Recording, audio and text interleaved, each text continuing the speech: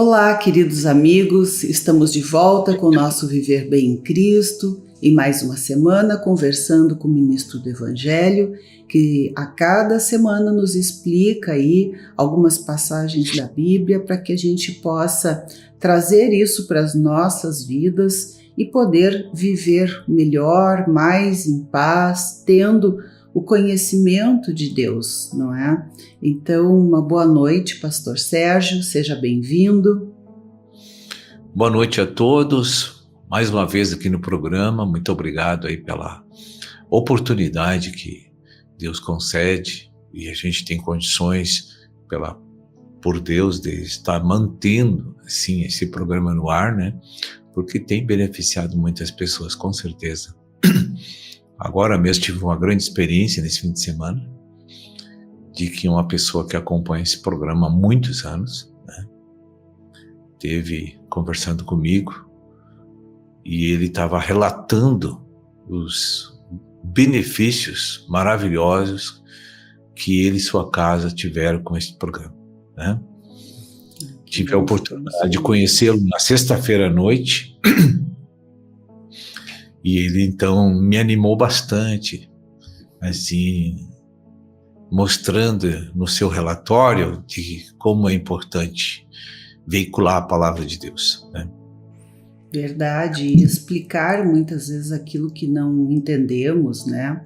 E até certos questionamentos que fazemos, muitos questionamentos, né? Quando nos deparamos com esse sistema do mundo que vivemos. E um deles, o próprio Jó, né?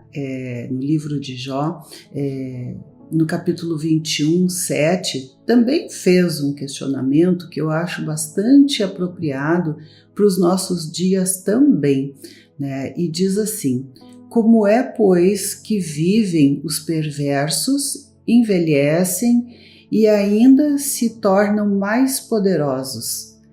E as pessoas não entendem, não é? Como, né, que justiça há nisso? Porque a gente pensa, o mal, o bem sempre vencerá, né? O mal será extinto. E, né, aí se deparam com esta realidade aos nossos olhos naturais, né, de que esses perversos, eles prosperam, não se vê punição, né, envelhecem e ainda se tornam mais poderosos. Então, gostaria que o senhor falasse um pouco sobre isso. A Bíblia também diz em vários lugares que a gente não deve invejar a prosperidade do ímpio, que nós não devemos nos comparar com eles. Então, esse é o pensamento de Deus, porque eu penso que o Senhor sempre dá o princípio correto para que a gente viva. Se tem uma pessoa que acredita na justiça divina, sou eu, porque eu já tive experiências de que Deus sempre justifica aqueles que são fiéis a Ele. Eu nunca vi injustiça da parte de Deus até hoje, em 35 anos que trabalho com a palavra, com as pessoas, e essa palavra trabalhou tanto comigo. Eu muitas vezes fui muito corrigido por Deus, nesses 35 anos, por não estar seguindo adequadamente os preceitos de Deus. Também vi pessoas que são perversas demasiadamente, viverem muitos anos sem nenhum toque de justiça humana sobre eles. Mas um dia Deus vem acertar as contas com todas as pessoas, não só as boas como as ruins. As boas para a glória e para a bênção, porque serão aprovadas. Mas os perversos vão de mal a pior. Cada vez que eles acumulam injustiças e iniquidade, mais difícil vai ficar a situação deles, não só a natural, como a eterna está comprometida. Então, eu prefiro sempre pensar que Deus é a pessoa mais justa que existe no universo. e jamais vai passar qualquer transgressão das leis de Deus, porque a lei humana também é um reflexo das leis de Deus, mas o manejo dela está corrompido, no meu entendimento. A inclusão de legislação está em desacordo com a verdade, e a manipulação dessas leis não estão sendo feitas com equidade e justiça, porque há uma corrupção geral do caráter humano, de geração em geração, e essas distorções vão ocorrendo, e a injustiça passa a imperar no lugar da justiça.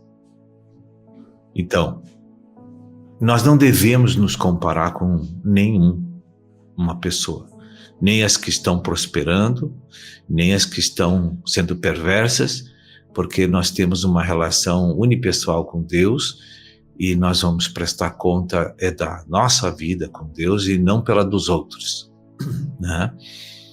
Então, achar que Deus é injusto porque eu estou observando um perverso naturalmente, materialmente prosperar, isso aí não tem nada a ver com a verdade de Deus e nem com a natural moral do homem também, né? Porque hoje tu adquire riquezas de forma desonesta e as pessoas pensam que aquela pessoa está muito bem na vida, mas na verdade ela é um indigente, porque ela não vai passar no tribunal de Cristo de maneira alguma, e nem vai levar os seus bens no óbito, né? E tudo que ele adquiriu foi de forma desonesta, e tem maldição em tudo aquilo, a qual não deixa o coração dele repousar na paz. Nunca. Eu não acredito nisso, que essas pessoas tenham paz e tenham uma vida boa. Ninguém me convence disso. Porque a transgressão já oprime a nossa vida. A transgressão já faz com que a gente se sinta mal.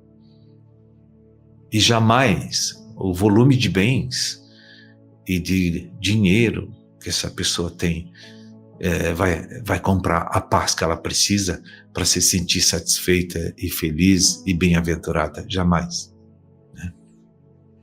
Eu creio que essas pessoas, elas estão aprisionadas, na verdade. Elas vivem numa prisão sob vários aspectos da sua vida, né, e que nós não vemos, mas que, né, quem enxerga um pouquinho mais além, né, pode compreender. Elas, na verdade, vivem em prisões, eu penso. E um dos grandes males sobrevém muitas vezes sobre a sua descendência, né? Os filhos, os netos, que acabam sofrendo as consequências dos atos, né, que essas pessoas realizam, né? Então, esses atos que elas cometem, né, de corrupção, de maldade, acabarão se refletindo nos próprios filhos, na própria descendência, não é? Com certeza, isso está escrito, que a iniquidade vai ser desenvolvida da primeira até a quarta geração, né? Daqueles que transgride contra os mandamentos de Deus. Então haverá uma cadeia de repercussão de maldições sobre os descendentes, porque há essa corresponsabilidade por meio de família nesse aspecto. É isso, essas pessoas não veem, não é, o legado de mal que estão deixando, né? E que vão haver consequências, com certeza, né? Bem, pastor, tem tantas coisas, né, que nós poderíamos falar a respeito disso, mas eu vou deixar, né, para o pastor, então, essas últimas palavras e colocações a esse respeito. O nosso Senhor Jesus disse ele emitiu um parecer, né, nos evangelhos, assim, que adianta, por exemplo, o homem ganhar o mundo inteiro e perder sua alma? Tem uma outra parábola que diz que o homem estava plantando enriquecendo, e ele dizia, vou derrubar os meus celeiros, vou fazer 3, 4 vezes maior, e aí vou me regalar, e vou viver a minha vida muito bem. E Jesus disse, Deus falou a ele, louco, tu sabe o dia de amanhã? Né?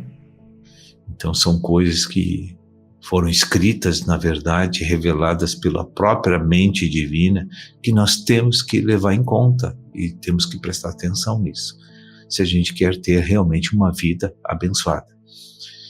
Então eu quero aqui cumprimentar toda a audiência com uma boa noite, que Deus abençoe a todos vocês. Viver